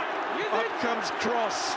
Referee Kwak goes round to the other side to see what's happening over there and blows. And says we'll reset in this tension-ridden moment of this semi-final here in Dublin. There's almost a slight sense of siege here. The moment Pienaar didn't go for 3 points, Ulster determined that they had to come from this bottom right-hand corner with at least 5. Semi-finals are all about points, but there's a psychological import as well. And if Edinburgh get away from this one, their levels of self-belief will rise off the board. And also the maths of it. Trying conversion takes Ulster into 2-score territory for Edinburgh. And it's going to be a penalty. The scrum was being pulled down. And having rejected the kick before, there's no debate here, is there? Pienaar just stands and waits for his side to get back in position for the scrum. It was not even discussed. Well, Pandora's box is opening up here, and some evil things could come out from Edinburgh's point of view. Pienaar and his men, they are looking for 5 points. They are also possibly looking for a 7-point penalty try, and with it, even a yellow card. This could be a semi-final defining moment. Pressure on Edinburgh. All started by Pienaar's dart up the line, up the touchline. Now it is Pienaar putting into those forwards as they look to have their big say. But it's scrappy ball for the scrum half. Trimble tries to make the most of it. Well done, Edinburgh there. Somehow they managed to disrupt. Pienaar again to Vandenberg. Pienaar grabs it back, and there might be a little bit of space. You say might, because Edinburgh get across just in time. Muller, Pienaar, Wallace. There's only Terre Blanche to his right. Wallace is cutting back against the grain. Who can provide the vital cut? Ferris out with a hammer instead. There's Tui. This time he might not be stopped. Dan Tui, nearly there. Pienaar in again. Vandenberg, he scored 1, he's looking for 2. Laidlaw rips it away. Oh, that's great effort from the Edinburgh skipper.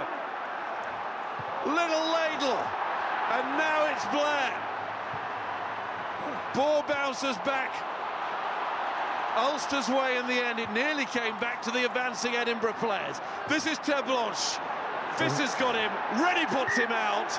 Edinburgh survive. Well, they do more than that. They will draw from that. And their reaction in the stands, reflected by the reaction of the players. They're all going to each other because they know how important this was. Well, Tui was nearly through. We talk about the big men and the tacklers turning games with inspiring moments. Gregor Laidlaw, look at this. Pedri Wannenberg stripped from the captain. We see Laidlaw as one of those captains who captains with his brain and his boot, but that was by example. It was brilliant. It was as if Wannenberg was holding the Heineken Cup and Laidlaw said, I want it too. Miles, the Heineken gods are starting to breathe down on this stadium at the moment. I don't know which way this breath is blowing, but there's inspiration in what Laidlaw did there. There's no other way to define how he ripped that ball from a man like Wannenberg. And the Ulster fan know there's an Edinburgh challenge, and they are rising magnificently.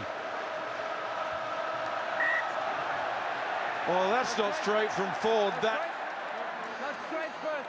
is very strange. Come on, I know. Scrum. Not straight. Time off. You don't see the need for that not throat, because Cox and co have been doing really well in the line out there. Edinburgh making a change. Roddy Grant is coming on and Ross Rennie is going off. Trying to be a little bit too clever there. That wasn't straight, but you can't. That's come an in aberration, the Miles. first Their mind area. has just gone there. Because He's thrown you are it 2 straight meters, to his it's too 9. short. When the ball leaves the... Looking for a plan maybe, looking for a sneaky one to the front, and it just wasn't on. And that is the Laidlaw moment, which has been punctured a little bit here with that mistake from Ford at the line-out. If Homer was watching this game, he would say one of the Greek gods came down and he helped little Gregor Laidlaw there. No other way you can define it. It was an incredible moment. Well, it's turning into a bit of an epic. There's Wannenberg and Grant, another penalty. If you can have a bit of an epic, we're yet to get the finish that I think the game deserves, but it's building that way. And Pienaar is going to kick for post here. No go for the corner now. They want to make sure that they bag something from this period of pressure. And Edinburgh rather just shot themselves in the foot over the last couple of minutes, having defended so well. Again, Miles, it comes from the scrum. First half, that debatable try, the first penalty, this penalty, 13 out of the 16 Ulster points directly from the scrum if this goes over. And this was the right decision to go for goal here, because this at the moment is not about saying let's give ourselves an 8 or 10 point cushion. It's let's get anything and get ahead of them, because we know that Laidlaw can drop a deadly goal, and this just has a tight feel at the moment. Ulster have had 10 minutes of pressure. They need to come away with points. Yeah, long spell of pressure. Have to get something.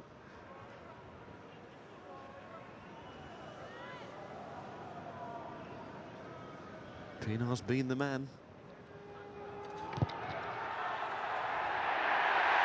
And he's going to be the man again.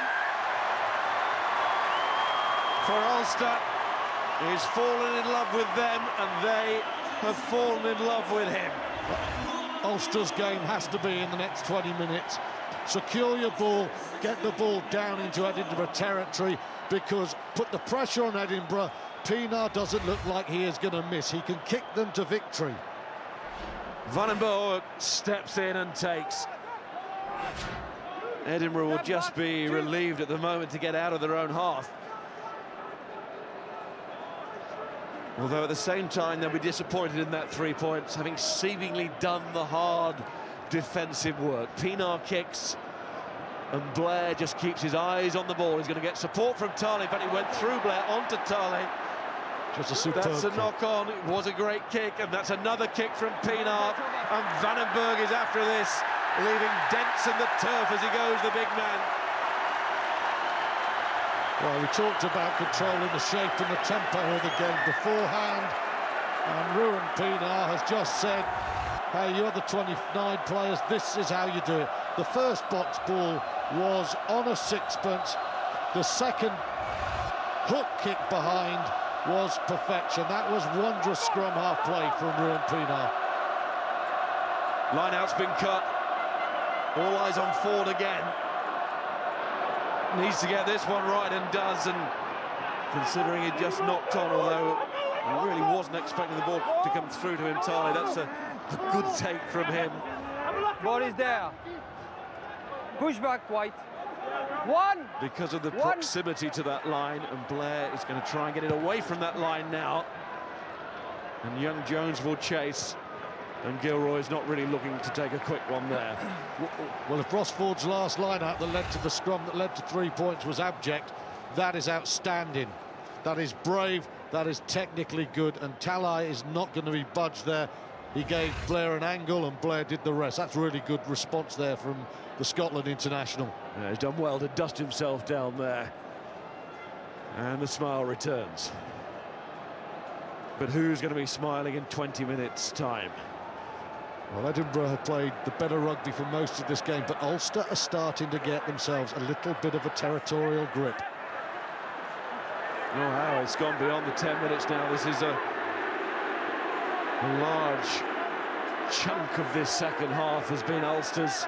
They've got the points in a way to show for it. They're so close to scoring the try, but here they go again.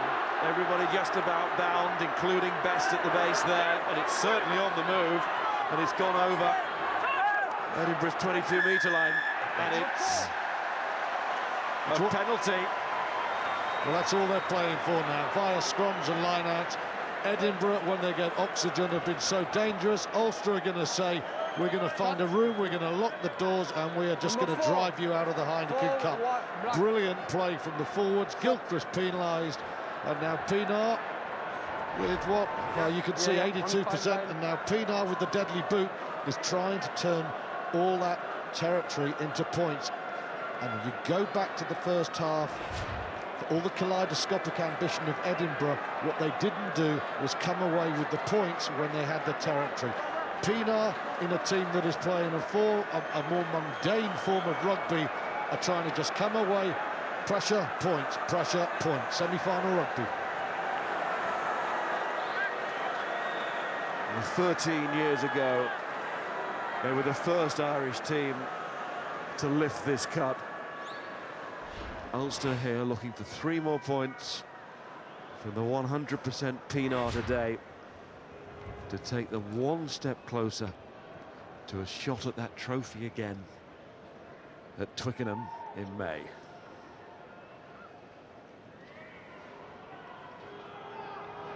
Pienaar, he's been so good under pressure in this game, in the quarter-final.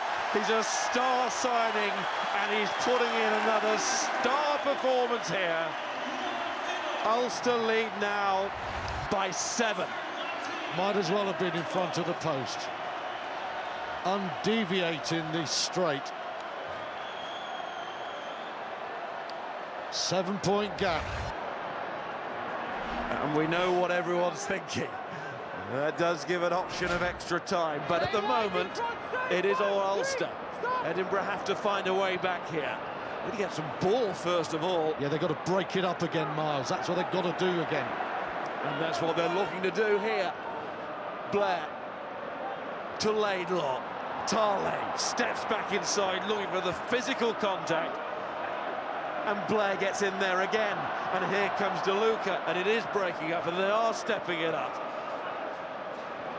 Laidlaw to Gilchrist. The light years from being out of this contest, Edinburgh. Laidlaw once more. Here comes Denton. They've not known how to lose the tight ones this year. They have always found a way. Gilchrist again. Won by a point at London Irish. By 1 point at home to Racing. Here comes Tarley. Tarley going through the first man. No, that's fine. Back. Referee weighs it on again, and then it's knocked on. And we talked about those vital moments in the 22, and there's the mistake again, and now it's Best under Jackson. Away from Cave. Gilroy after this. And this is a hard one for Edinburgh to take. They just got themselves back into it. Poor old Ross Ford. There's a couple of moments now in this second half. The line out that led to the penalty kick. and now the lost ball when Edinburgh had got back inside Ulster territory. Well, that's a brilliant line and an offload from Talai. Keeps it going, and it's almost like the shadow of play for Scotland. Ross Ford and ever present. You get close to something big happening and you just can't back yourself, and that's a horrible error. And it's a very good kick from Paddy Jackson here. Doesn't even think about the pass. Let's take 50 metres out of Edinburgh. Declan Fitzpatrick goes. That has to be because he's hardly had any rugby. Out for nearly 5 months. He got through 56 minutes last week. He's got through 65 today. Adam Macklin comes on. Great effort in the scrum.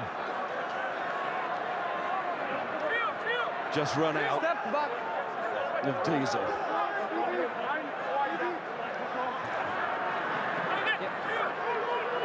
And Edinburgh going to have to do it all again now from deep.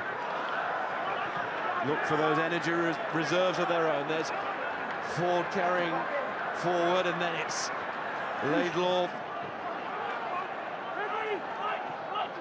And Laidlaw calls for it again, but there's a shorter option in Big Denton. And that's where the ball went. Laidlaw comes in. Blair now is back at scrum half.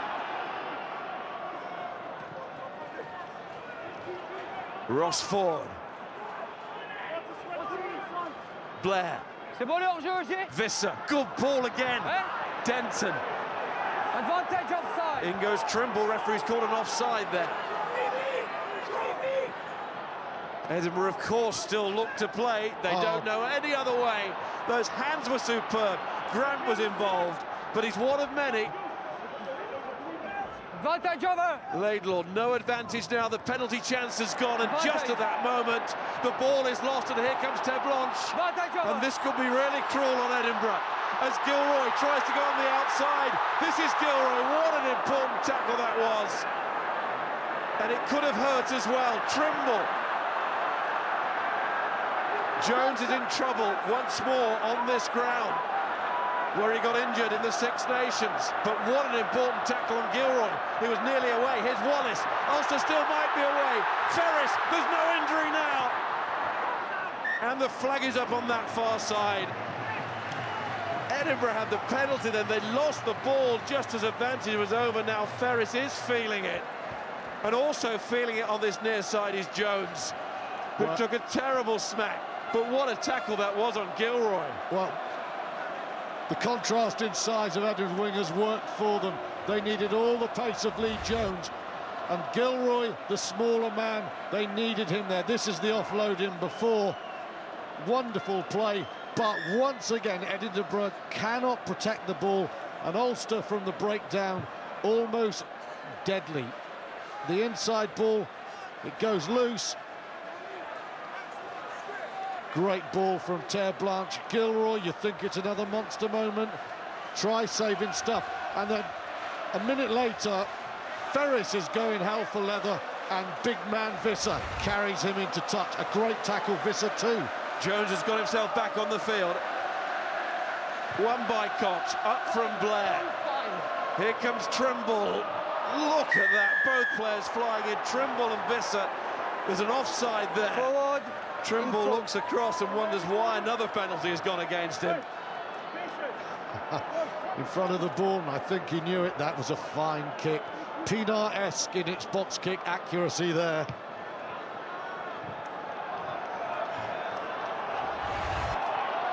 "12 minutes. It will seem like an age. The Pienaar-esque in its accuracy. I'm just going to say Pienaar-esque in its accuracy, and of course, it's Pienaar who concedes the penalty. He's not done much wrong. When we come back to the time, it will feel like it's ebbing away here for Edinburgh. No. Where are you? 10 minutes, 7 points. Think back to Racine Metro. Anything can happen in this game still. 48-47 at Murrayfield. Drop goal in Paris too, to win it right at the end. Denton wins that ball. Blair to Scott to Laidlaw. Here's Brown again. Jones. Well, now it's Gilroy's turn to make a tackle on him. Who's going to win that one on the floor? DeLuca. to Blair. Ford, tackled by replacement prop Macklin. Falloon was so fast up there on Edinburgh, though. They're getting slowly driven backwards. Ulster's defence is brilliant at the moment. Blair again to Tarley. In goes Vandenberg. Ends away now, ends away. And Blair needs to get him out of the way and does, and Cox makes sure, in the way that Cox does.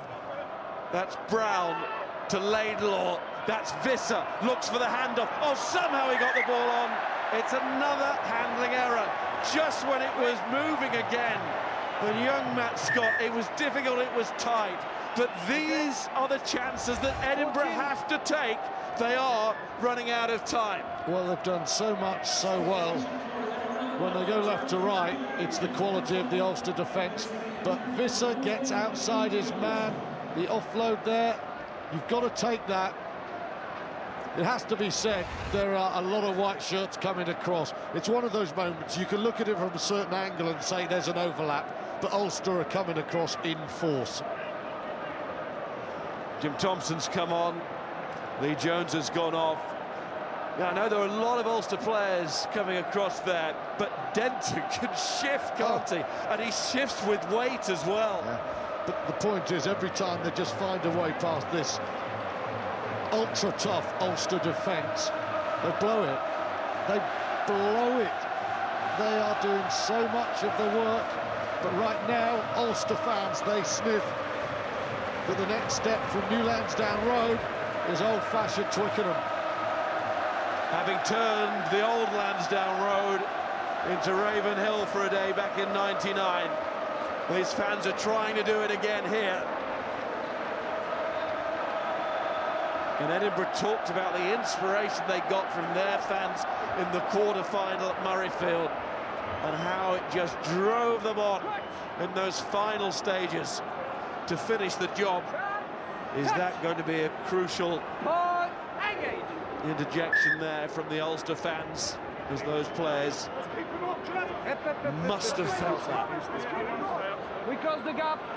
We close the gap, guys. 10 minutes to go. Well, under 9 minutes now, and I don't think Ruan Pienaar will want to see this ball going across the line. I don't think Paddy Jackson's going to be throwing missed passes here. Vandenberg, Pienaar, short sides. That's the way they've got to surely take on Edinburgh here. Well, young Jackson's played such a solid game, hasn't he? There's no indication that he will be spreading it wide or too wide here. No, you're bang on, straight to Wallace. A bit wider than I thought, actually. Vandenberg. And Jackson goes in. He's looked after himself. Stay true! Under extreme pressure at times. To Blanche's kick. Visser now, where's this one going to bounce back? To Brown. Thompson, in fact, who covered there. Counter territory. Brown's gone out to the wing. Thompson to full back. Stop! Here's Gilroy. And Brown's going to have to make a tackle on that wing against the ever-threatening Gilroy. DeLuca tried to come in and nearly took it there. Laidlaw's got it. Black ball. Whoa, he's whirring around there, is Laidlaw. Oh, space. He's a danger man, with ball and without it. Oh, what a tackle that is on Thompson.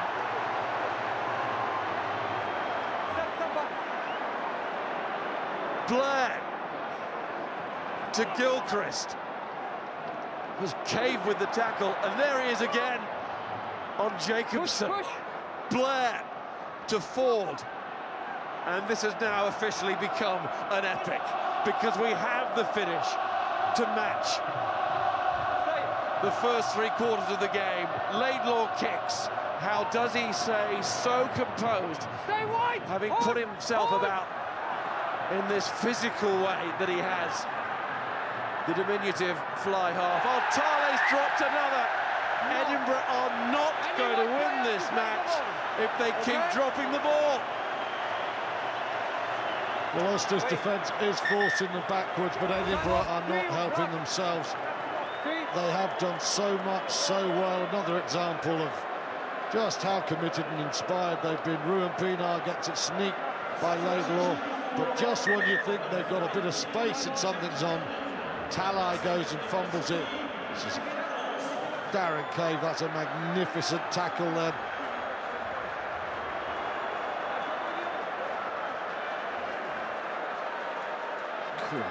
Jim Thompson knew what he wanted to do.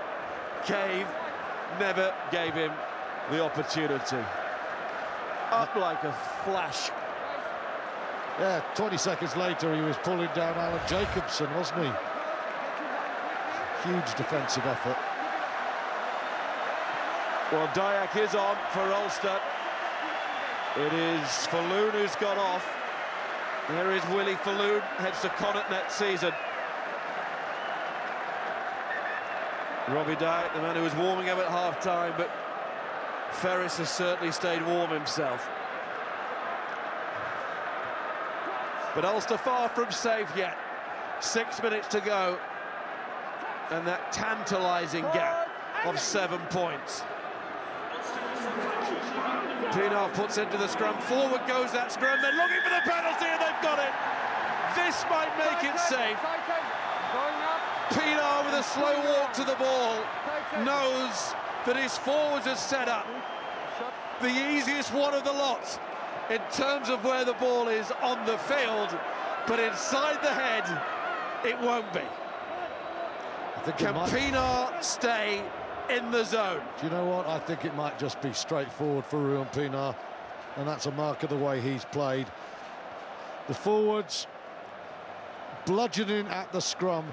The Ulster scrum has been the one area of severe superiority, and Pienaar says thank you, and he, I am almost certain, will deliver. It's inconceivable to me that he will not.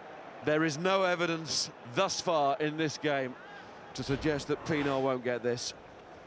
But 5 minutes to go. That's the point. 5 minutes to go. This is the one.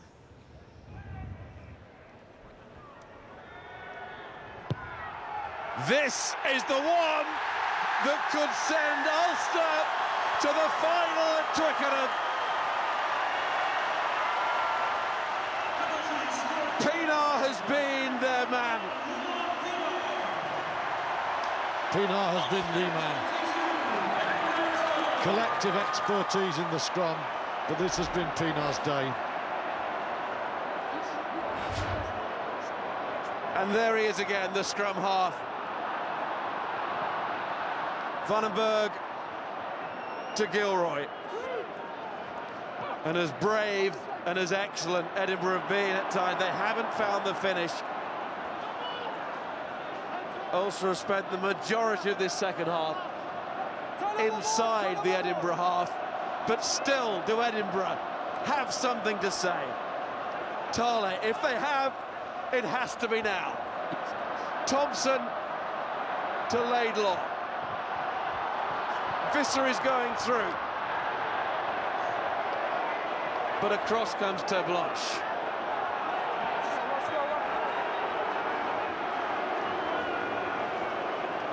Still, I mean, I just feel Ulster's physical control and Pienaar's boot means this game should be over. But Edinburgh have done some extraordinary things in this Heineken Cup. Had they attacked and finished with the precision they've done in so much of this tournament, this could be a very different tale, but that's about the pressure. Well, this would need to be the most extraordinary of all of Edinburgh's feats. And Ulster get a penalty which will use more time, take that ball away from the opposition. Ulster have control.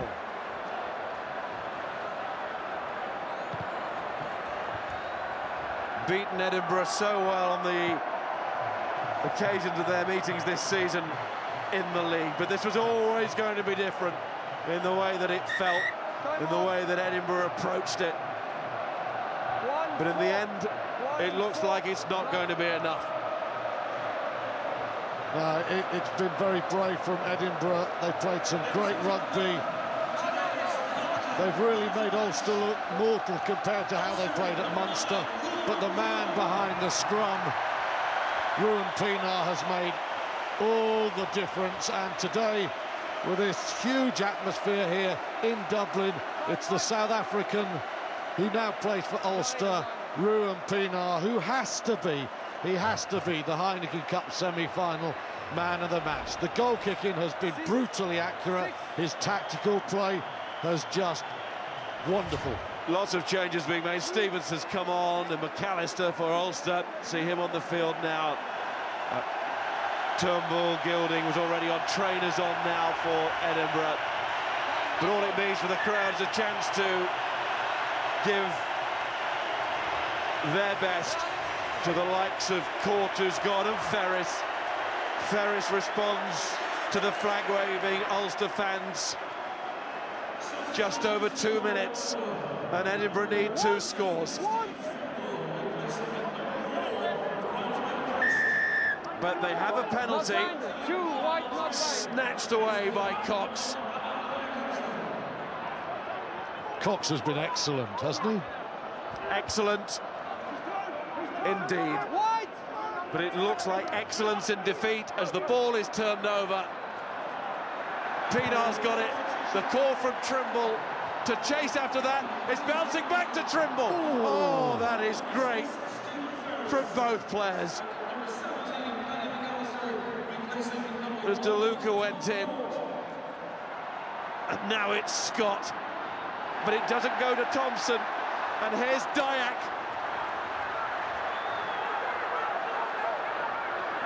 And it's not surely Ulster's now, it is Ulster's now as Pienaar kicks over. Blair calls for the mark, but Edinburgh are trapped. Trapped on their own line. Blair throws long. Visser. Of course, they refuse to give up. Visser gets it out. To DeLuca. Thanks. Who's clashed there with Trimble. Just showed again how much these players have given. That's Grant. But this is the final minute, and it's Laidlaw to Tale, and the celebrations have already begun from the Ulster fans. It must be music to the Ulster players' ears. All these years on. Denton. Advantage. Laidlaw. It is an advantage. And that is Turnbull. The referee might have considered a card there. First minute should feel the same as the last in terms of the decision-making process, but Edinburgh looking for something, an act of defiance. That's all it'll be now. Unbelievable breakaway. Here's Scott, and he's got a man outside. Thompson to score. What a run upfield from Tale. Well, he's been one of the performers in this Heineken Cup, and that was the moment of defiance. It's a brilliant try to finish, but it is too little, and it is too late. But one has to say that Edinburgh, surely for their ambition, deserved the one try. Ulster have defended superbly, but it has been as much Edinburgh's failure to put away their chances as Ulster's defence that has cost Edinburgh this game. And in the end, that is a brilliant try, but had they done the mundane bits better, that could have been an unbelievable moment. The dream is gone. Have you ever seen a try celebrated less? Here's the conversion that doesn't matter. Laidlaw, he's been brilliant too. Gets the 2 points, but on the 19th of May, the lights will go out in Belfast again. Everybody's going to Twickenham. Ulster said it was time to leave 1999 to the history books, and now they have the chance to do so. Edinburgh have played their part. Oh, they've played their part in this memorable semi-final and in this competition too. But it's Ulster who triumphed. Edinburgh will look back with regrets, and some big regrets. Well, but Ulster had the victory, and in Pienaar they had the man of the day. Well, Edinburgh were profligate. in the first half they probably should have led. They had great ambition, they had great invention, but their accuracy let them down. In contrast, Ulster were undoubtedly down a level from what they achieved against Munster. Maybe Edinburgh forced them down, but in the second half they were pinned back by the boot of that man, Pienaar. They were scrambled and undone by the scrum. It was power over pace. It was precision of Ulster in an unambitious game over the extrovert failure of Edinburgh. It was an incredible atmosphere here. Edinburgh, well, Michael Bradley must be so proud of his team. They have had a magnificent Heineken Cup campaign. They will leave Ireland, well, they should leave Ireland with their heads held high. They'll think they should have won. That man Laidlaw was outstanding, but they didn't win because when the chance came in the semi-final, they didn't quite take it. And Ulster with Pienaar, they did. And Ferris again refused to leave a pitch. And it's hugs all round there for Ulster. The expectation was on them, and they have delivered. How appropriate that Ulster should book their ticket for the final here at the new Lansdowne. Time indeed for a new chapter. They will have the chance, and now they do have the opportunity to sit and watch and relax tomorrow's semi-final. Will it be the All-Ireland final in London? The champions, Leinster or Clermont-Auvergne await. Ulster, they are there. Well, what a semi-final that has been. What a story this is developing into for Ulster. 13 years on from their greatest day, they have another shot at the Heineken Cup trophy. That, of course, to come on May the 19th. And what a performance as well from the big names that were brought in to deliver on days like this. Ruan Pienaar, man of the match, superb with the boot. Mike Blair certainly played his part for Edinburgh, and they will take a huge amount from this year's campaign. What a story it's been for Edinburgh. But their book closes for this year. Pienaar, though, has one more chapter to write, and that, of course, will come in the Heineken Cup final.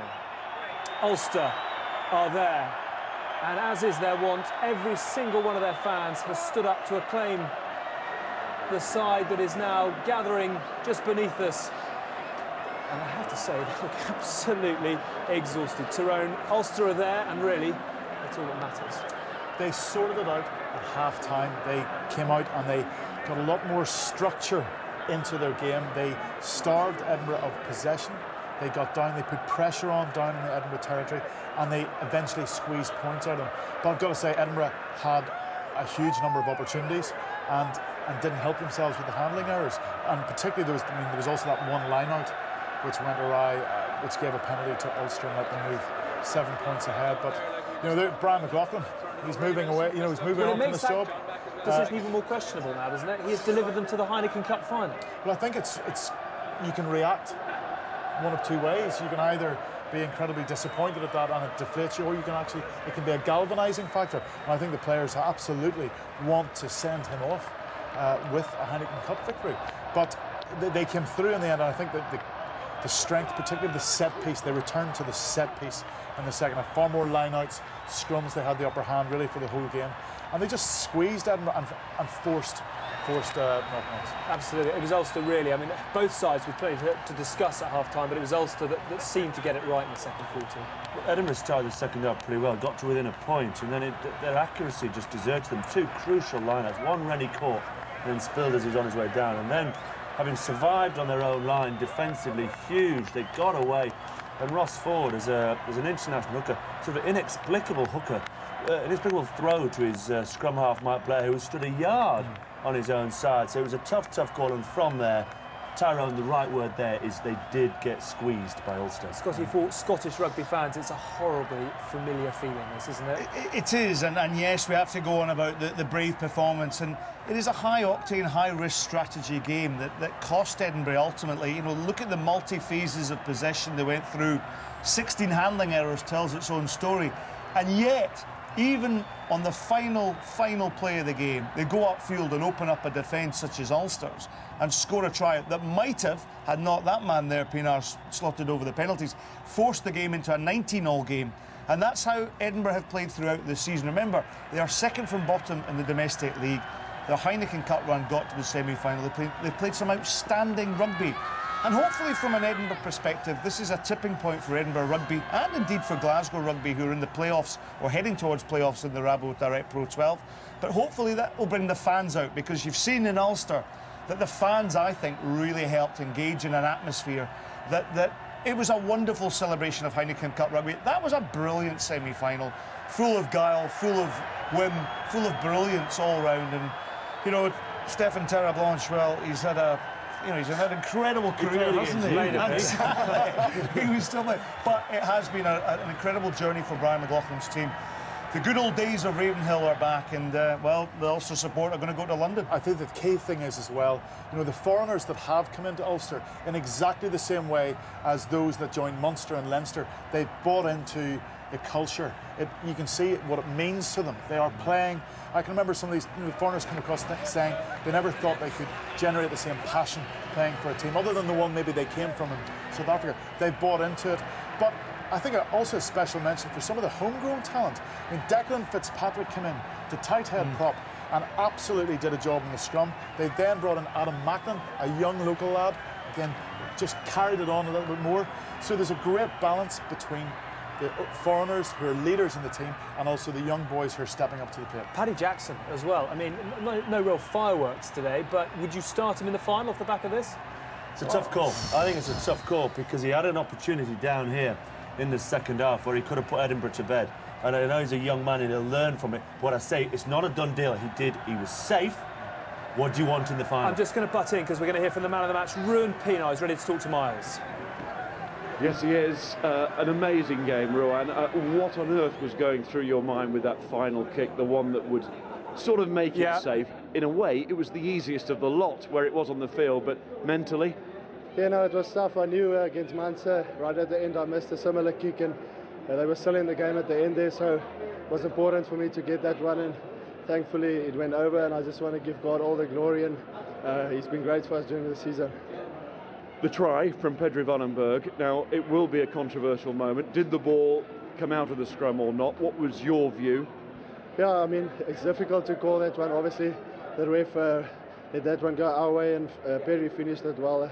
I mean, games like this goes, you know, it's small margins that you win the games, and I think it showed tonight. Edinburgh is a fantastic side, and they played really well, and I think we're glad that we got the win at the end. In the second half, there was maybe a bit of a turn.